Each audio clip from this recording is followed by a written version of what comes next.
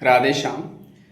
साथियों, आज जिस विषय के बारे में मैं बात करना चाहता हूं वो ऐसा विषय है जिसने कम से कम 90% लोगों को परेशान किया होगा। बच्चे से लेकर बूढ़े तक अभी तक हजारों लोग मुझे मिले। कोई पुलिस वाला, कोई आर्मी वाला, कोई टीचर है, कोई सीए है, कोई एमबीबीएस है, कोई गृहस्थ है, कोई विद्यार्थी है, कोई साधक है, कोई महात्मा है। हजारों लोग मिले और जब आप लोगों के नज़दीक जाते हो, थोड़ा परिचय होता है, लोग जब आप पर ट्रस्ट करने लगते हैं तो वो अपने कुछ निजी अनुभव जीवन से संबंधित वो आपके साथ साझा करते हैं। वो इस तरह से साझा नहीं करते हैं कि आपको बताना चाहते हैं, बल्कि वो उस समस्या से परेशान हैं, उस अनुभव से परेशान हैं और वो आपके साथ साझा करते हैं। इसी तरह वो सब लोग मेरे साथ जो अनुभव साझा किए, उनका जो पास्ट में जो उनसे गलतियां हुई वो उनका जीना हराम कर दी हैं। कुछ ऐसी थी जो पास्ट में हुई थी और बीच में छूट गई, अब नहीं होती, और कुछ ऐसे हैं जो तब से अभी तक चली आ रही हैं। अपने आप को धिक्कारते हैं, हर समय गाली देते हैं कि मैं कितना नीच हूं।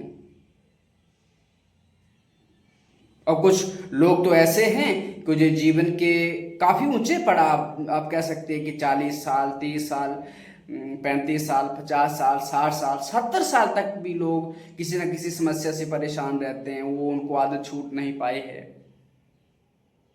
उदाहरण के लिए एक व्यक्ति मुझसे बात किए थे, उनकी उम्र शायद 70 साल होगी, जहाँ उससे भी अधिक कुछ। उन्होंने बताया था कि मेरे पोते पोतियों की भी शादी हो गई है, लेकिन मुझे गंदे वीडियो देखने की आदत है और मैं अभी तक भी नहीं इसे छोड़ पा रहा हूँ और समझ नहीं आ रहा है कि क्या करूँ क्या ना करूँ। तो मैंने उनसे भी बताया, और एक तो वो छोड़ नहीं पा रहे हैं और दूसरा कारण जो रिग्रेट होता है, और वही रिग्रेट बार बार उसी गलती को करवा देता है।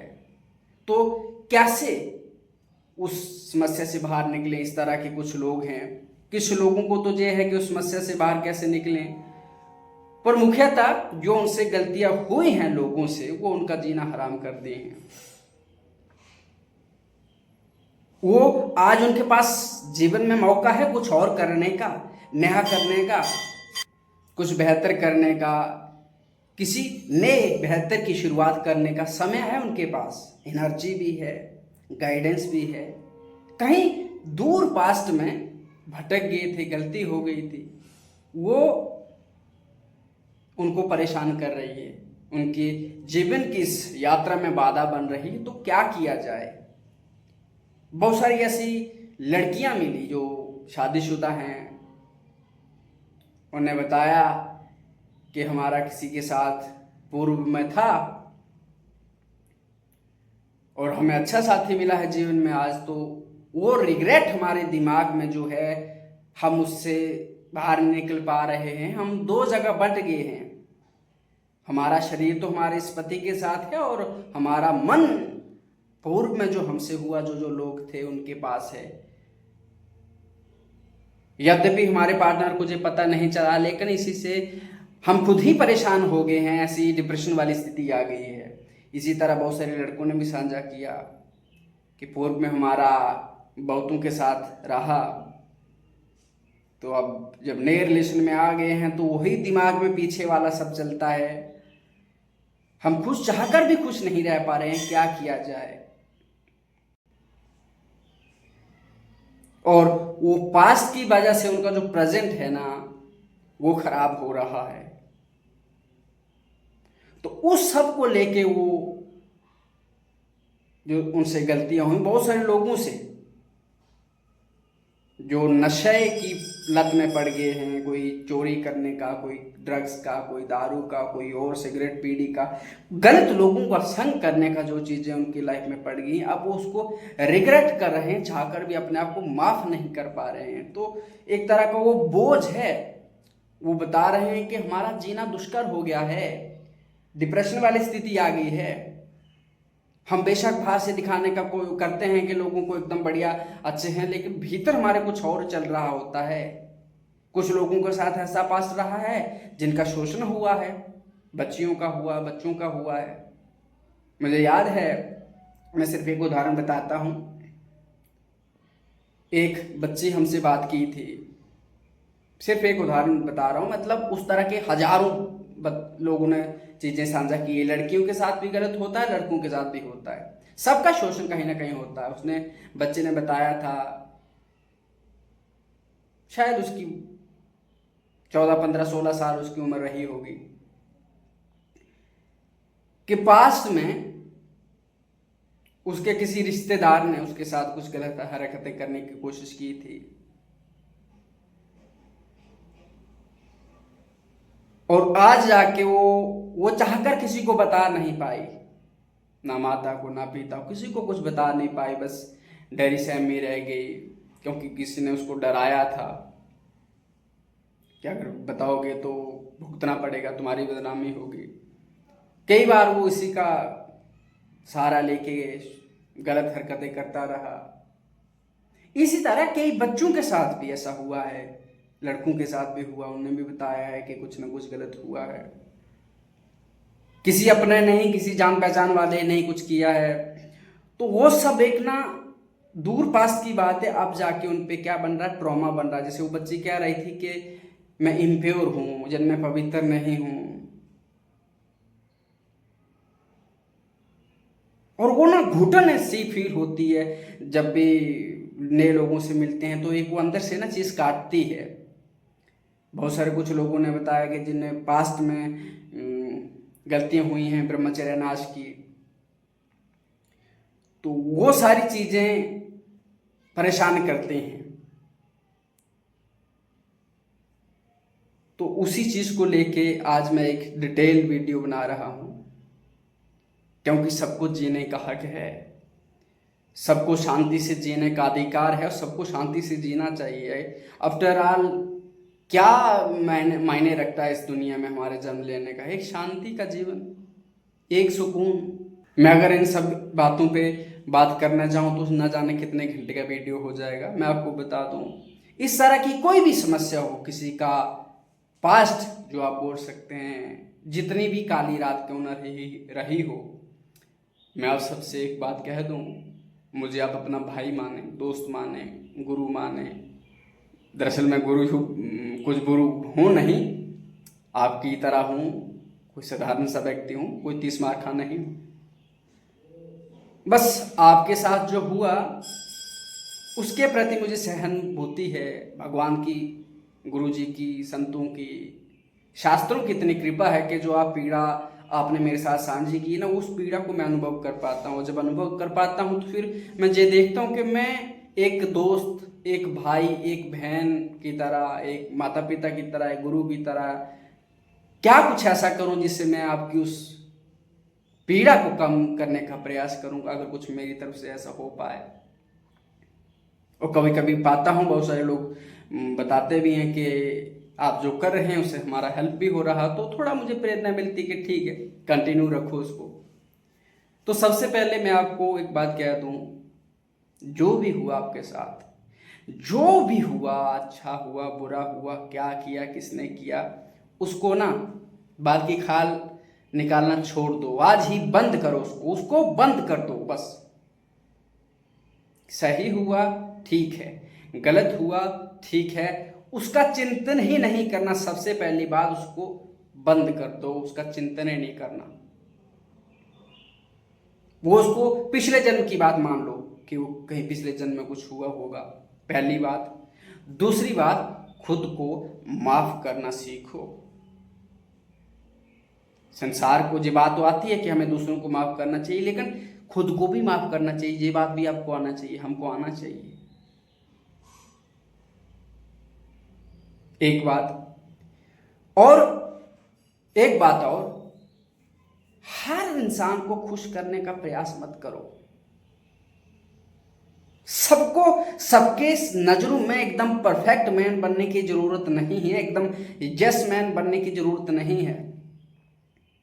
अपने जीवन में नो कहना सीखो, क्योंकि जब आप यस मैन बन जाते हो ना, तो लोग हमारे उस यस मैन का फायदा उठाते हैं और अंत में जाकर वो हमें ही खुद परेशान करती है, कि ग्लानि होती है। बहुत सारे लोगों ने ऐसे जो बताया कि उन्होंने बहुत लोगों का हेल्प ही किया जीवन भर में, लेकिन उनका रिटर्न उनको मिला नहीं, तो रिग्रेट होता है कि हमने हेल्प ही क्यों किया। आज तक आपने क्या किया उसको पानी डाल दो, बोल दिया ना उस पर मिट्टी डालो, उस पर सोचना ही नहीं है। अपने जीवन में 3 बातें हमेशा याद रखना। भविष्य पर विश्वास मत करना, भूतकाल की कभी चिंता मत करना, और वर्तमान का सम्मान करना, क्योंकि ये वही धन है, दौलत है, सब कुछ है जो हमारे जीवन को बदल सकता है। अगर हम कुछ कर सकते हैं, अगर कुछ हो सकता है, तो इस वर्तमान में ही हो सकता है, इस वर्तमान में ही कर सकते हैं। भविष्य आए ना आए, किस रूप में आए, कौन जानता है, तो इसलिए उस पर विश्वास मत करिए। भूतकाल आपकी पहुंच से बहुत दूर चला गया, अब चाह कर भी सोच कर भी कुछ नहीं किया जा सकता, तो इसलिए उसकी चिंता ही छोड़ दीजिए। क्योंकि भूतकाल और भविष्य के चक्कर में आप वर्तमान का जो समय आपके पास है इसको बर्बाद कर रहे हैं। और एक बात आपको हमेशा याद रखनी है, कभी कभी हमसे अज्ञानता में गलती हो जाती है, उन्माद में गलती हो जाती है, जोश जोश में गलती हो जाती है। किसी की बात मैं क्या करूं, मैं अपनी ही बात बता देता हूं।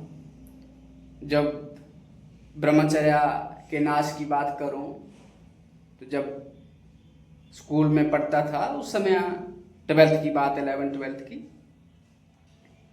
तो ऐसी कुछ हरकतें हुई थी हमसे भी। यद्यपि उसका भी एक कारण रहा था, उसकी मैं बात करूंगा अभी। मुझसे गलती हुई थी, कभी उसको मैं जब याद करता हूं तो मुझे वो आज भी असहज करती है। लेकिन मैंने एक बात कहीं पढ़ी थी कि एक बार कोई चीज हो तो वो गलती होती है, बार बार वही चीज हो तो वो गलती नहीं, मूर्खता होती है। इसलिए जब हमसे कुछ गलतियां हो गई, मान लीजिए 2-4 बार आपसे जो कुछ भी हो गया, ऐसी कुछ भी हो गया आज तक, अपने आप को माफ करिए। बस आपको एक चीज हमेशा ध्यान रखनी है, जो आपसे गलती हुई किसी कारणवश हुई, जहां आप उसके लीडर बने थे खुद, वो जहां उस गलती की शुरुआत सिर्फ आपसे हुई, जहां कोई कारण और था, अगर आपसे उसकी शुरुआत हुई तो सोचने वाली बात है।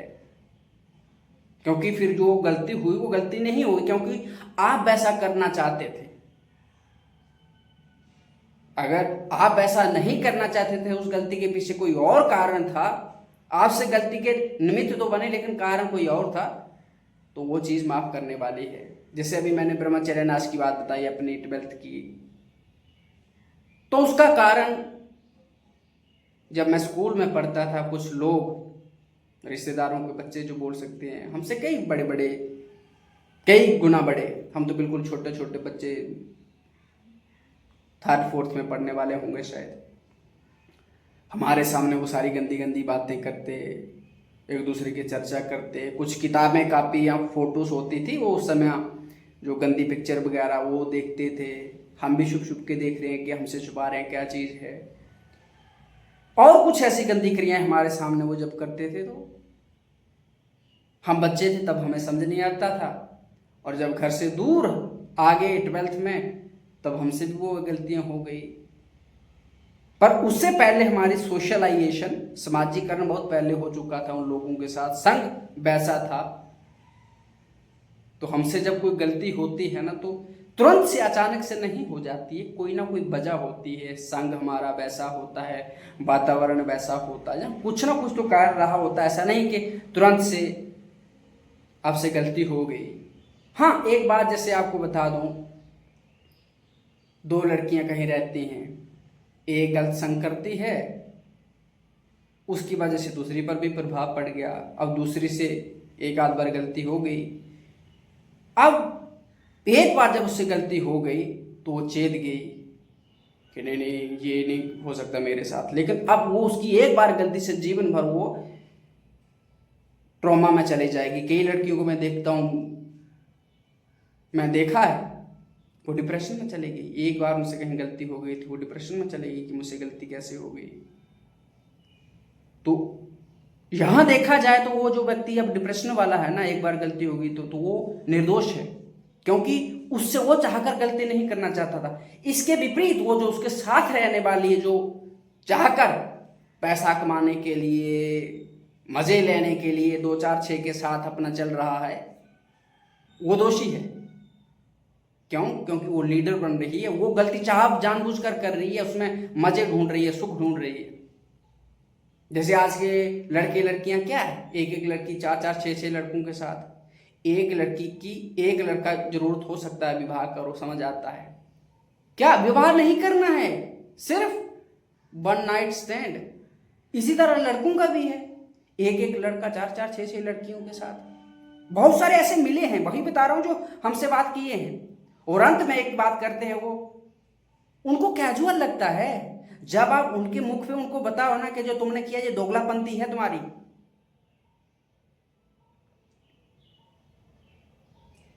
6 के साथ तुम सो सकते हो, विवाह नहीं कर सकते हो, 6 के साथ तुम्हारे लिए इज्जत का इशू नहीं है। लेकिन जब विवाह की बात आ जाती है तब इज्जत आ जाती है कि तब विवाह तुम घर वालों के हिसाब से करेंगे। फिर 6 के साथ तुम सोए, वो क्या था? तो ऐसे लोगों का जो रहता है ना, ऐसे को तो आप सीधी सी बात एकदम क्लीन चिट तो नहीं दे सकते, सीधी सी बात है। पर जिस व्यक्ति से एक बार अचानक से गलती हो गई, वो कोस रहा है उसको, ऐसे लोगों के लिए मैं बात कर रहा हूं। देखो, जहां गलती का कारण आप नहीं है, संग है ना आपका, कभी प्रारब्धवश हम संग को छोड़ भी नहीं सकते हैं। तो आज तक आपसे कुछ भी हुआ ना, उसको इग्नोर करिए, नए सिरे से जीवन की शुरुआत करिए। और संसारिक जीवन में मैं उतना ज्यादा नहीं जानता हूं, पर आध्यात्मिक जीवन में दुष्ट से दुष्ट, नीच से नीच व्यक्ति को जीने का अधिकार है, उस परम सत्ता परमात्मा तक पहुंचने का अधिकार है, एक शांति सुखमय जीवन जीने का अधिकार है, वो जी सकता है। बस उसके लिए उसको चाहिए जो आज तक हुआ उस पर पानी फेरे, फिर से वो गलती ना हो, उनकी पुनरावृत्ति ना हो। भगवान कहते हैं कि उसको, उस व्यक्ति की, उस जीव की सारी अपराध माफ किए जा सकते हैं जो आज तक अपराध किया और आज संकल्प ले भगवान को साक्षी मान के कि चाहे प्राण ही क्यों ना छूट जाए, लेकिन उन गलतियों की पुनरावृत्ति नहीं होगी, फिर से वो दोबारा नहीं होगी। और फिर धर्मपूर्वक चलता है, शास्त्र के अनुसार चलता है, संतों के वचनों के अनुसार चलता है, तो वो निष्पाप ही है। बस शर्त एक है कि पीछे से उनकी पुनरावृत्ति नहीं होनी चाहिए। अगर जो पीछे हुआ है और फिर दोबारा वही कर रहा है तो फिर आपको ब्याज के साथ उसका दंड मिलेगा। लेकिन बहुत सारे मैं शास्त्रों में जब पढ़ता हूं ना, आजामिल का देख लीजिए आप, जीवन भर व्यभिचार किया, अंत में भगवान को प्राप्त हुआ ना। रत्नाकर को देख लीजिए, बहुत पाप किया, बहुत मार काट की, सब कुछ किया, और अंत में देख लीजिए वाल्मीकि जी बन गए देव ऋषि नारद की वजह से। तो आखिर वो उनको पापी मानते, नीच मानते, तो उनका उद्धार कैसे हो सकता? भाई कोई परेशान है किसी, बहुत सारे लोग व्यक्ति दारू पीते हैं, उससे परेशान है, उसको नीच मान के उसका सहयोग नहीं करेंगे तो उस निकलेगा बाहर कैसे? उसका एक तरह की वो बीमारी है, उससे छूटेगा कैसे? उदाहरण के लिए एक बच्ची, जैसे वृंदावन वाले महाराज जी हैं, उनके पास गई थी और हजारों बच्चियां गई थी, एक ही बात नहीं, बस एक ही बता रहा हूँ। वो जो उसका ये था कि उसने अपनी दादी को ड्रग्स दे के, दवाई दे के सुला दिया, दादी के गहने चुरा किए, नशा किया, किसी पुरुष को घर में बुला के उसके साथ संबंध बनाए। बहुत बार ऐसा हुआ, बहुत बार उस लड़की ने उससे बाहर निकलने की कोशिश की, जो वो सब कर रही है, लेकिन नहीं निकल पाई। संभवतः शुरू में जो मौज मस्ती के लिए उसने किया, उसको लत लग गई। फिर उसको माता पिता ने भी लात मार के निकाल दिया कि आप जाओ, जहां जाना हम नहीं रखेंगे। इसी तरह बहुत सारे लोगों ने, और जो मुझसे बात भी की है, कई बार ऐसा हुआ कि शुरू में तो मौज मस्ती है 2-4 दिन के लिए, जैसे कुछ लोग थे कि लड़कियां लड़के सारे के चलो सिगरेट पीते हैं, दारू पीते हैं, बियर पीते हैं, अरे कुछ नहीं होता है। बाद में उसको लत लग गई, अब पैसा तो उतना मिल नहीं रहा, घर से चोरी कर रहे हैं, और नशा जब लग गया, एक बार नशे की लत लग गई तो फिर पाप होना, गंदा व्यभिचार होना, ये नॉर्मल हो जाता है, कॉमन हो जाता है। शुरू में तो कूल बनना होता है ना, जैसे आज लड़की समाज में चल रहा है कि एक लड़की 4-4, 6-6 के साथ बॉयफ्रेंड है, एक लड़का 4-6, 6-6 लड़कियां गर्लफ्रेंड है। वो क्यों? कूल दिखने के लिए। दारू पीना है कूल दिखने के लिए। आज पहले तो समझ आता था, लड़का चोरी करते थे, दारू पीते थे, गाली देते थे, सारे जुआ खेलते थे, गंदे गंदे काम लड़कियों के हिस्से थे। लेकिन आजकल लड़कों से पीछे नहीं है, इक्वलिटी लेवल में है। लड़कियां गाली दे रही हैं, सोशल मीडिया पर देख लीजिए, नंगापना कितना फैल रहा है सोशल मीडिया पे देख लीजिए। 99% लेडीज हैं ऑनलाइन, जो जितनी भी है ना, सारी नग्नता पे आ गई हैं। कोई 1% ऐसी होंगी जो एजुकेशन की बात करती होगी, जो फिजिकल फिटनेस की बात करती होगी, जहाँ कुछ और चीज़ की बात करती होगी। आज बहुत सारे एक्सरसाइज के नाम पे, फिजिकल फिटनेस के नाम पे नग्नता फैला रहे हैं, जिनको अपनी ब्रेस्ट दिखा दो, चड्डी पहन के सब कुछ नीचे करके दिखा दो, एकदम अपने एप्स दिखा रहे हैं, अपने वो चड्डी नीचे करके। वो एप्स बस थोड़ा ना, क्या है, वो साधन बन गया है सोशल मीडिया का, क्योंकि उनको लगता है शायद यही कुछ है। वो क्या है, कूल बनने के लिए। और उस कूलता का परिणाम क्या हो रहा है, मैं देख रहा हूँ कई बार मेरे सामने ऐसे दृश्य आए, सोच रहे, मैं आपको एक उदाहरण बता देता हूँ। एक दिन एक रील मेरे पास आई थी, 10 साल जहाँ 9 साल की एक बच्ची होगी, माता जी ने कैमरा पकड़ा है, रिकॉर्ड कर रही है, पिताजी बगल में बैठ के हंस रहे हैं। और वो जो हरकतें कर रही थी वीडियो में बच्ची, वो हरकतें थी गंदे वीडियो में जो हरकतें होती हैं। अब सोच लीजिए मैं क्या कह रहा हूँ, किस तरफ इशारा कर रहा हूँ। पिताजी हंस रहे थे और माता जी रिकॉर्ड कर रही थी। माता पिता ने रोका नहीं बच्चा कि तुम बेटा जो तुम कर रहे हो ये सही नहीं है। और कहीं ना कहीं उसने बच्ची ने देखा होगा, सुना होगा ना, तभी तो वो सब भी वो ट्राई कर रही है, कोशिश कर रही है। अब मैं देख रहा हूँ 3-3 साल के, 4-4 साल के बच्चे मुश्किल से अब स्कूल भी नहीं जाते हैं। देखो जो वो हरकतें करते हैं उनको मैंने देखा ना। पर जब मैं गांव से आता हूं तो मेरे दादाजी एक बात बोलते थे। मेरे दादाजी के साथ मेरी एक अच्छी दोस्ती थी, तो मुझे अपनी लाइफ की पूरी स्टोरी बताते थे, जवानी में क्या हुआ, बहुत बड़े पहलवान थे, सब कुछ चीज़ें बताते थे।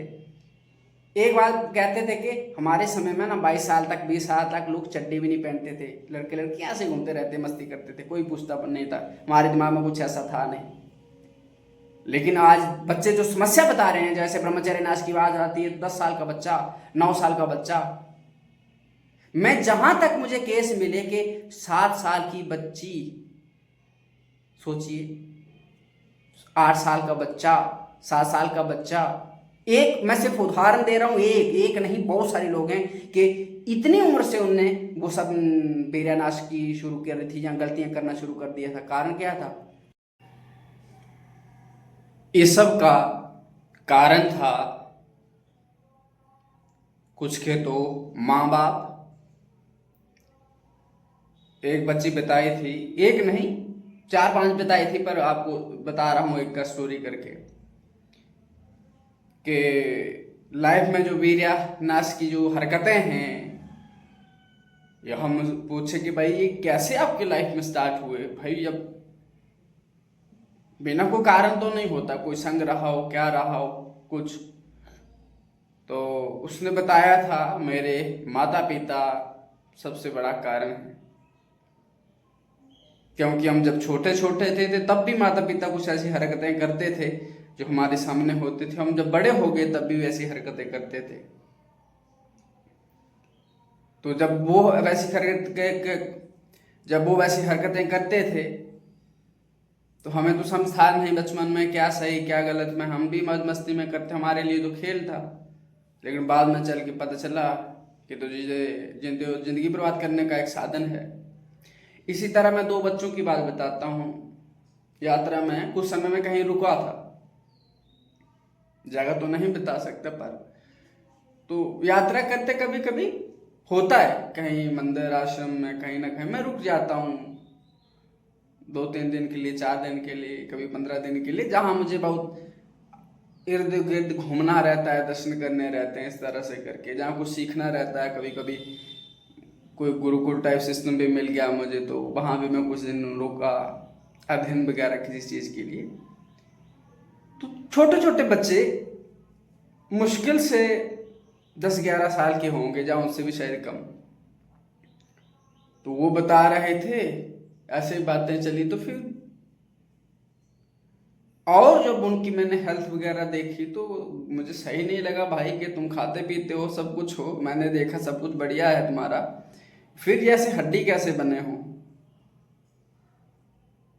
तो फिर वो अपनी स्टोरी बताना चालू की। छोटे छोटे बच्चे, जब दोस्ती की हो गई मुझसे, मतलब अच्छी पहचान हो गई, तब वो बताए कि हम में ना कोई दिक्कत है जिसकी वजह से वो कई बार बीमार भी हुए। तो क्या बोले कि वीर्य नाश करने की ये आदत है। और हम, मतलब मैं सोच के हैरान हो गया, यार तुम इतने छोटे छोटे बच्चे, तुम्हें मुश्किल से अपने चड्डी बनियान धोना नहीं आता है, तो ऐसे कैसे हो सकता है कि जैसा तुम। तब वो बताए, एक तुझे बोला कि मेरे जो बड़े चाचा है ना, उनकी लड़कियां हैं कुछ, उनकी एज बताई, एक की 12-15 साल होगी, एक की शादीशुदा शायद बताई उनने। और बोले कई बार हम उनके साथ सोए थे ऐसे, और हमारे साथ उन्होंने कोई गंदी हरकतें करी।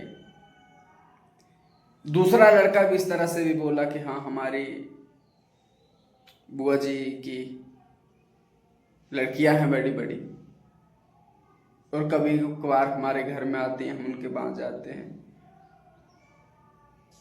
तो बचपन में उनको लग रहा था, बचपन में, वो बचपन ही तो था उनका, लेकिन उससे भी 2-3 साल पहले की बात बता रहे हैं कि वो हमारे साथ कुछ हरकतें करती थी। तो आज हमें उसकी आदत पड़ गई है। अब सोच लीजिए, वो जो ट्रॉमा जिसमें वो गए थे, छोटे छोटे बच्चे, एक तो आदत भी लग गई, दूसरा अपने आप को किसी मिरर के सामने वो देख नहीं पाते हैं, खड़ा नहीं कर पाते हैं, कि जब खड़ा करते हैं। इसी तरह बहुत सारे और बच्चे, पास्ट में बहुत सारी कुछ ना कुछ गलतियां हुई हैं उनमें उनकी, और आज वो किसी व्यक्ति के सामने नहीं जा पाते हैं जिनने उससे गलतियां की हैं, और अंदर से खुद को कचोटते रहते हैं, यद्यपि उनकी कोई गलती नहीं है, किसी की वजह से उस वो गलती की, किसी ने एक तरह का शोषण किया उनका, और शायद उनको भी वो आदत लग गई। दोनों चीजें उनको खा रही हैं, एक वो आदत, एक वो जो गिलानी है, रिग्रेट है कि मेरे साथ हुआ ऐसा। कुछ बोल भी नहीं पाते हैं, और कुछ बड़ा करना चाहते हैं वो जीवन में, पढ़ाई करके कोई बड़ी नौकरी करना चाहते हैं, कोई आर्मी में जाना चाहता है, कोई यूपीएससी करना चाहता है, कोई डॉक्टर बनना चाहता है, कोई कहाँ जाना चाहता है, कोई बिजनेसमैन बनना चाहता है, कोई कुछ करना चाहता है, कोई इंजीनियर बनना चाहता है। लेकिन जब भी वो ऐसा करते हैं ना, जहाँ समाज में जाते हैं ना, तो वो हमें जो मुझे जो बता रहे थे कि उनके सामने वो उनका फेस सामने आता है, कि एक तो मैं बहुत बड़ा अफसर बनना चाहता हूँ, और दूसरी तरफ मैं देखता हूँ तो मेरे सामने मेरे भी वो असली चेहरा सामने आ जाता हूँ, कि मैंने क्या किया है, मेरे साथ क्या हुआ है, मैं क्या करता हूँ, वो जो गलतियाँ हैं वो सामने आ जाती हैं। और फिर किसी के सामने, बेशक वो बता रहे थे कि हम कोशिश तो करते हैं बोलने की, प्रेजेंट करने की, लेकिन हो नहीं पाता है हमसे, वो चीज़ हमसे अंदर से खाई जा रही है। इसी तरह बहुत सारे, जैसे रिलेशन की बात करूं तो पति का कहीं रिलेशन चल रहा है, पत्नी को अंदर से वो खाए जा रहा है, पत्नी का कहीं चल रहा, पति को पता लग गया, उसको वो चीज खाए जा रही है। वो जो बहुत सारे लोग एक दूसरे को चीट भी किए, तो वो उस दलदल से नहीं निकल पा रहे हैं। जब भी बाद में कुछ लोग छोड़ भी गए, कुछ साथ भी रह रहे हैं, लेकिन वो उससे नहीं निकल पा रहे हैं, यार मैंने इस पे ट्रस्ट किया था, इसने मुझे चीट कर दिया। दुनिया में ना हजारों करोड़ों तरह की समस्याएं हैं, अलग अलग समस्याएं हैं। एक बच्ची का स्टोरी था, वो अपने आप को बार बार कोसती थी और रोती थी, उससे कुछ गलतियां हुई। वो बताई थी कि मुझसे जो कभी ऐसी गलतियां नहीं होती थी, अगर मुझे मेरी माँ संभाल लेती, मेरी बड़ी बहन संभाल लेती, उन्होंने कभी संभाला नहीं।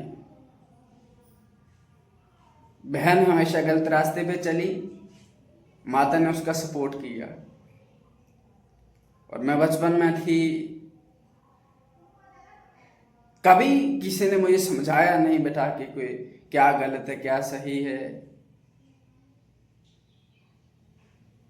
जो भी मिला वो शोषण करने वाला ही मिला, इस तरह की बातें करके। जब वो उस चीज को याद करते हैं ना, तो मैं देखा उन लोगों की लाइफ बहुत अफेक्ट हुई है। वो कुछ कर नहीं पा रहे हैं, अच्छे से जी भी नहीं पा रहे हैं, बस दिन काट रहे हैं। तो मैं आप सबसे अब कहना चाहता हूं, देखो हम सबके साथ ना कहीं कुछ ना कुछ हुआ रहता है। कहीं ना कहीं, चाहे लड़का हो चाहे लड़की हो, ईमानदारी से अगर कोई अपना एनालिसिस करे ना, बचपन में जाए ना, तो अब तक नजर दुराए तो उसको कुछ चीजें खाती हैं। मैंने अपने बारे में बताया आपको, जब मैं वो बचपन के दृश्य कभी याद करता हूँ ना, कि जिन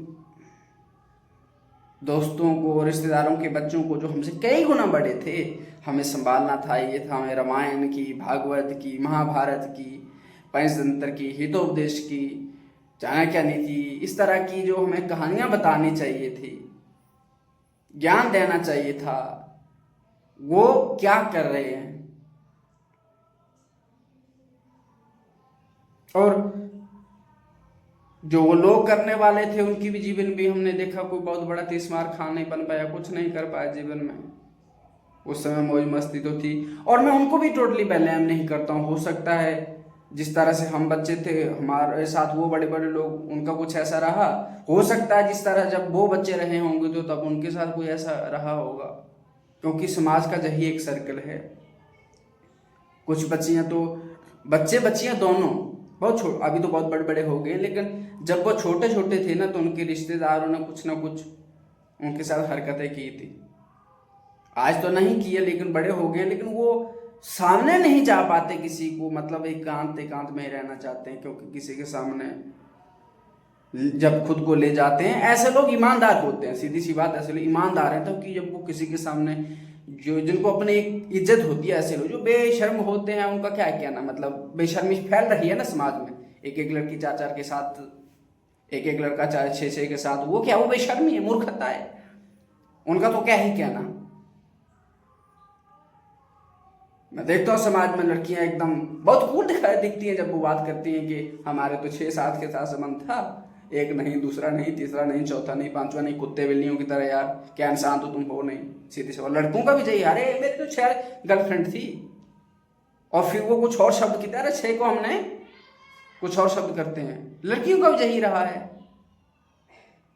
अब उनका तो क्या कहना, ऐसे सो कॉल्ड, वो तो कूल लोग हैं, स्मार्ट लोग हैं, उनका तो एक क्या कहना वो। लेकिन कुछ ईमानदार लोग हैं जो जीवन में कुछ गलतियां नहीं करना चाहते थे,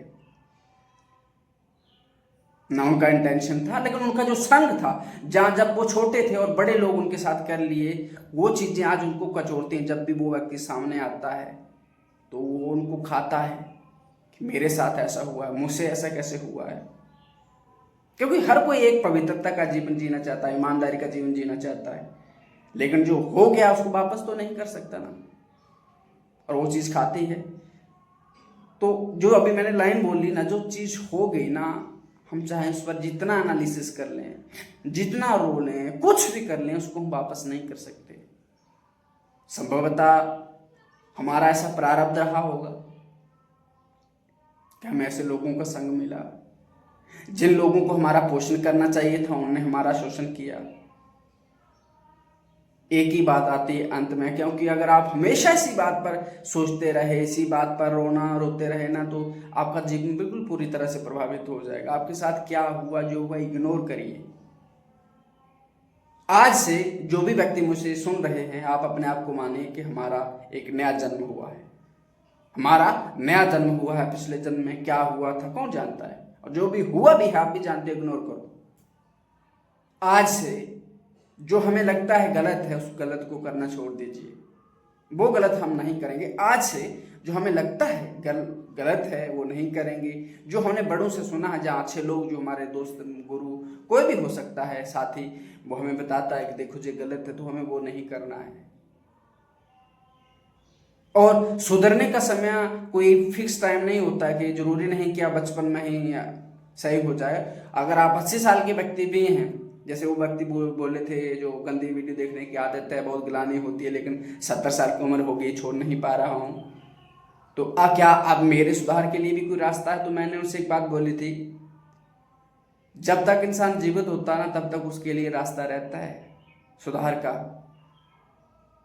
मैंने उनसे कहा संभवतः आप सफल ना हो उसमें, आप सफल जरूर होंगे, मैं कुछ बताऊंगा, मैंने उनको बताया था, पर सीधी सी बात उनसे कि संभवतः आप सफल नहीं होंगे, लेकिन मरते समय माना आपको एक सुकून होगा कि मैं सफल हुआ नहीं हुआ जे मायने नहीं रखता है। बस मायने जे रखता है कि आखिर मैंने प्रयास तो किया, मैंने कोशिश तो की। लेकिन अगर आप कोशिश भी नहीं करते, प्रयास भी नहीं करते ना, तो ये चीज शायद आपको जिंदगी मार देती, अंत में ना मरते समय आपको गलानी होती। उदाहरण के लिए मैं आप सबके लिए जो चीजें कर रहा हूं, हजारों लोगों की जब यात्रा में मैंने समस्याएं सुनी, देखा, लगा शायद मैं कुछ कर सकता हूं। थोड़ा मैं ज्यादा कुछ और सपोर्ट नहीं कर सकता हूं, पर शायद एक तरह की एक आवाज, एक तरह का चेहरा हो सकता है किसी को एक दिशा दे सकता है। और बहुतों के साथ ऐसा हुआ है, कहीं दलदल से निकाल के वो अपना जीवन फिर से शुरू किया है। बहुत सारे लोग गाली भी देते हैं, मजाक भी बनाते हैं, पर मैं एक बात मानता हूं, कितना सफल होऊंगा कितना सफल नहीं होऊंगा, बहुत सारे लोग मुझसे जुड़ जाए, मैं इसको सफलता के नजरिए से नहीं देखता हूं।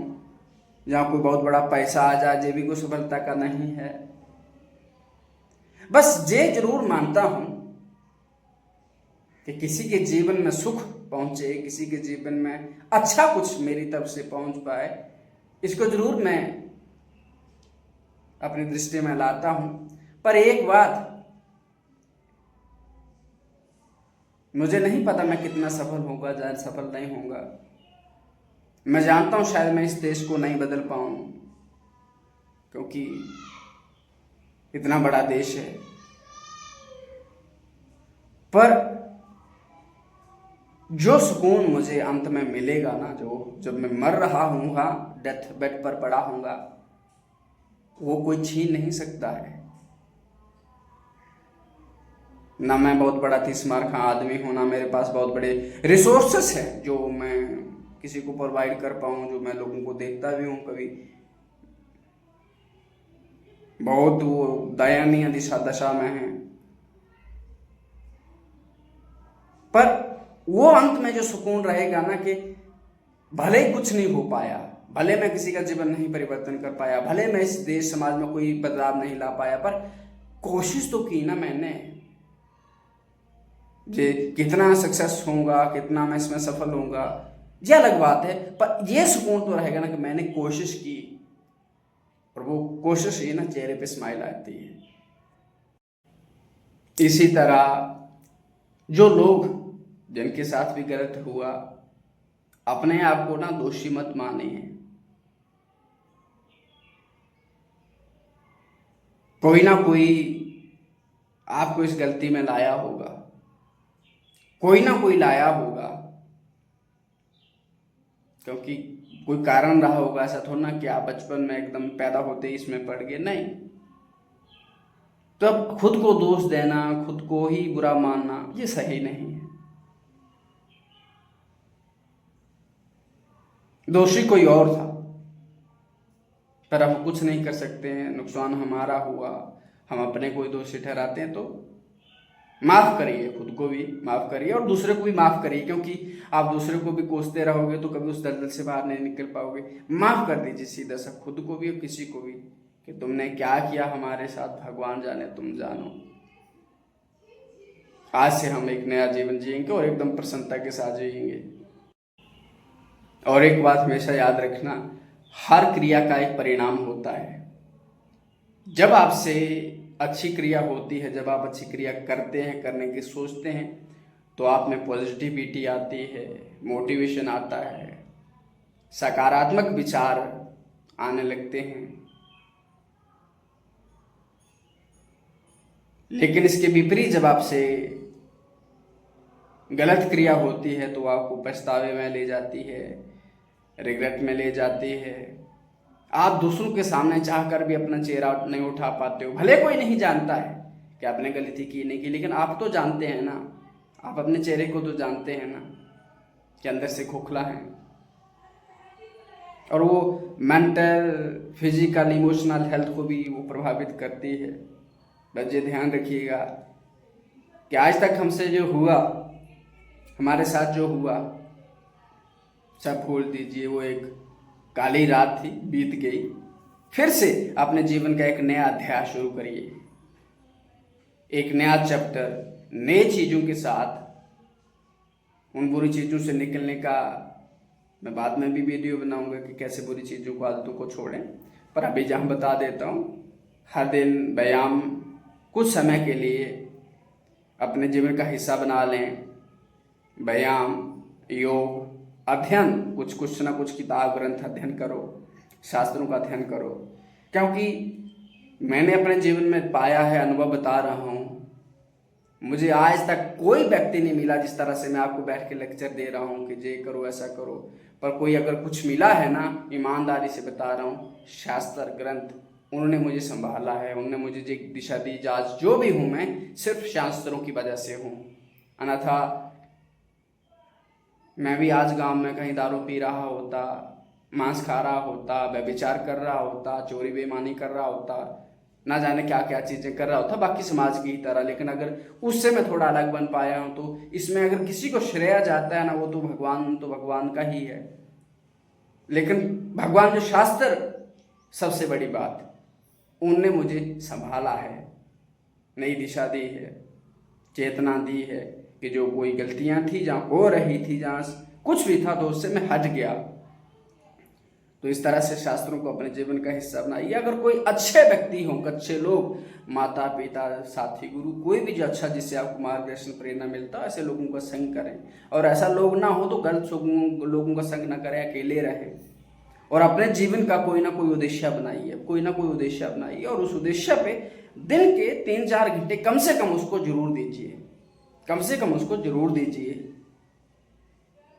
और जो भी हो सके आपसे ना, इस समाज की, देश की, धर्म की, संस्कृति की, जो भी हो सके सेवा करिए।